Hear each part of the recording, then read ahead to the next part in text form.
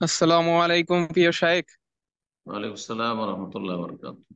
জি বলেন। সৌদি আরব আলবাহা থেকে বলছি। মাশাআল্লাহ বলেন। শাইখ, আপনাকে আল্লাহর জন্য ভালোবাসি শাইখ। আহাব্বাকুমুল্লাহ আল্লাযী আহবাবতা লাহু। শাইখ, আমার বারাকাল্লাহু ফিক। প্রশ্ন হচ্ছে, আমার সৎ মা রয়েছে।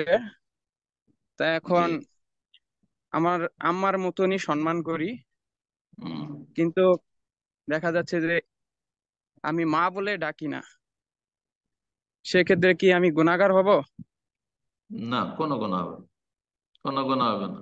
বাপ যদি অসন্তুষ্ট হয় তাকে বুঝাইতে হবে। হ্যাঁ, ওনার অসন্তুষ্ট হওয়া জায়েজ না, কারণ আমাদের দেশের বাপেরা অসন্তুষ্ট হবে হবে, তুই মা বলিস না। এটা তার অসন্তুষ্ট হওয়াটা অবৈধ, আসলে জায়েজ নয়, অজ্ঞতার কারণ। সৎ মা মা নয়, সৎ মা জৌজাত বিক। হ্যাঁ, নিজের মাকে, হ্যাঁ, আব্বার স্ত্রী বলা যাবে না, কিন্তু হাদিস হাদিস কোরআনে ফিকার ক্ষেত্রে যৌজাত হবি, সৎ মাকে যৌজাত হবি, আমার আব্বার স্ত্রী আছে। হ্যাঁ, আরবরা কেউ মা বলে না। মা বললে আসল যিনি মা, সে মা যদি বেঁচে থাকেন তাহলে একে একবার আহ ত্যায্য পুত্র করে দিবে।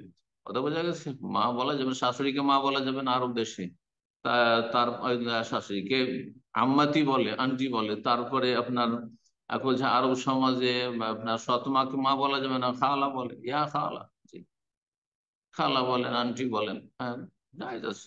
আপনার আব্বার রাগ করা উচিত নয় মোটে। জি, আপনি গুনাহগার না, কিন্তু যদি মা শ্রদ্ধার এহতেরামের জন্য মা বলেন তাহলে ঠিক আছে।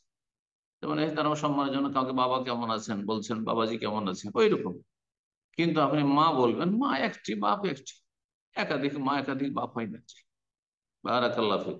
মা এবং বাবা এত বড় নিয়ামত আল্লাহর, যে এর কোনো বিকল্প নেই।